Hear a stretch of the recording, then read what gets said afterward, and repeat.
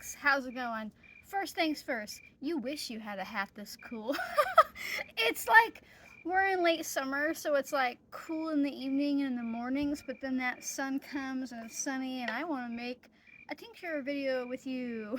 In other words, okay, so uh, today, magic table, I have been harvesting basil. I've got all kinds in here. I've got this really neat variety that I grew this year called large leaf basil. It's supposed to be like really big, like the size of your face, but where I live, I'm happy that she got that big. She's nice and fragrant.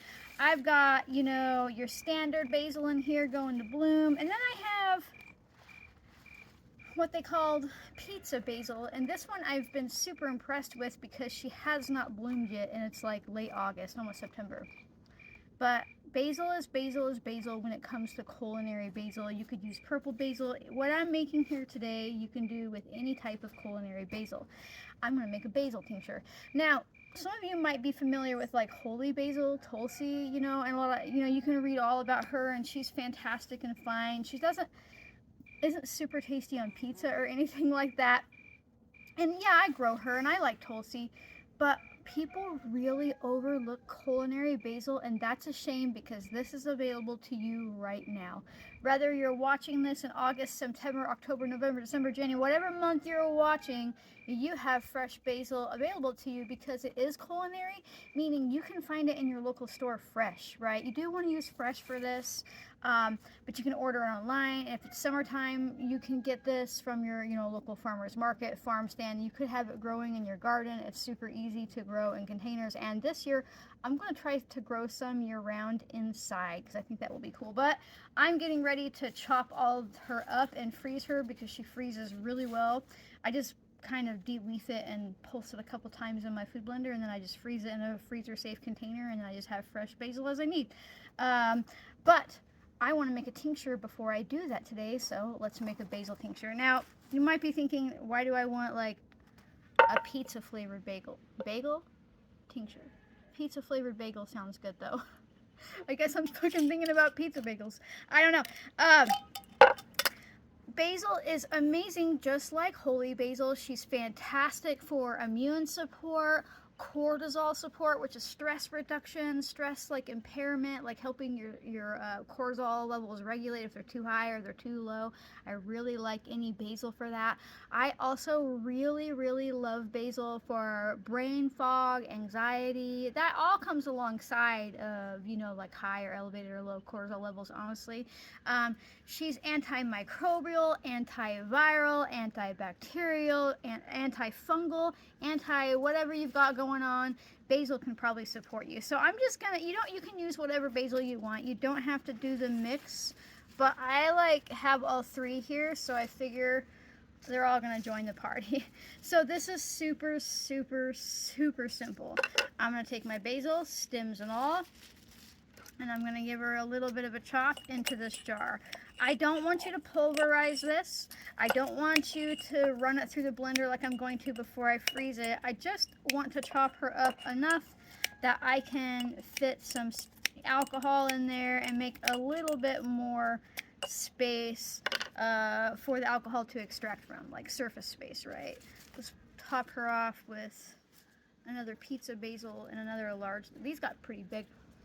These were more mild tasting for anybody who wants to grow the large leaf basil, and this is way strong, and so I think together they'll be pretty good. Now, she also has a fair amount of bitter compounds in her, like eugenol and stuff like that, which are good for like digestive support. So basil is also, you know, like a gut tonic, a gut bitter, fantastic for liver support, really amazing for gallbladder, and just can get your whole stomach up and digesting food better. It's probably a little bit too much. I went overboard there. I was excited about basil. Okay, now that the complicated part is over, here's the part that I know everybody can handle. We're gonna pour some vodka over top. Now, I like to use 100 proof vodka because it's already 50% water, 50% alcohol, which means every drop of tincture you're making is already balanced. You don't have any math to follow or anything like that if you're using Everclear. Now, if you can only get 80 proof in your state, that means that it's 40% alcohol and 60% water, and that's fine. You'll just need to let this, tincture sit a little longer. I'm just going to fill it up to the tippy top to prevent oxidation. Now, I'd rather have you spill a little vodka than when you cap it versus underfill. Oxidation is like when you take a bite of an apple or a banana and it goes brown on you, right? That's oxidation, but what's really happening is oxygen is hitting the broken cellular structure and it's kind of causing rust, right? And so we don't really want that in our tincture. It makes it a little weaker. Fuck it. I'm just dumping alcohol everywhere. But if you fill it to the top like that with reckless abandon and then you cap it on there tightly, there is no real oxygen. I am just being super professional today, folks.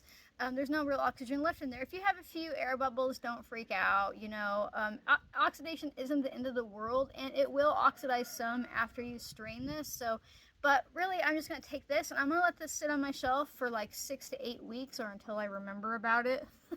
If you forget about this and it's been like 3 years, it's fine. As long as this is capped tightly and the alcohol hasn't evaporated off, it doesn't go bad. Tinctures, they last forever. They can go a little weaker once you put them into your dropper bottles, right? You got about 2 years. But honestly, I don't like putting them in the dropper bottles until I'm ready to use them because like I'll just fill an individual bottle at a time or I'll just pull out of the jar because the evaporation through like the rubber topper and all that kind of stuff, it just doesn't go great. So now I want you to mark what this is. So I'm just going to write basil tincture. And today is, I don't know, August something. I'm just going to put August 24th on there. Don't think that's the date, but I'm going to go with it. And that's it. Now, I said 6 to 8 weeks. If you're doing 80 proof vodka, you know, give it, you know, 10 to 12 weeks. It just gives it a little longer to extract.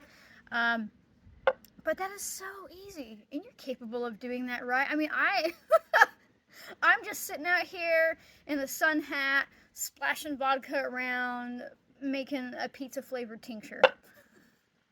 It really, really is that simple. Now, after you've strained this, because you're completely capable of making this, so you're going to make it, right? Because it would be really cool to have. After you've strained this, after it's ready sitting, you just strain it. A lot of people ask about that. I have, Let's Talk All About Tinctures video where I show you how to strain it and all that stuff. And I have a tincture video that tells you how to figure out your own individual dosage, because I know that's the next question that'll come in my comment section. How much are we supposed to take after that? But herbs are individual to your body, so it's like work your way up and discover from there. But that's basil tincture, and I really think that this is something that is easy for anybody to get started with. I really like working with culinary herbs. People forget that they have all these healing properties, right? They really do. And then they feel like they can't use fresh plant matter because they have no access to it anywhere. I'm like, you have a huge amount of access. You can get basil, you can get lavender, you can get oregano, you can get rosemary, you can get garden sage, you can get garlic sometimes, garlic scrapes. You can get all this stuff that's still fresh and living pretty much year round. There was a point in time with my apothecary where I was able to make fresh like oregano tincture and thyme and all the things I just mentioned year round, because I would just order organic from culinary stores that provided for restaurants, right? You just have to get creative, and you can have this stuff delivered to you if you don't have the capacity to go out and find it.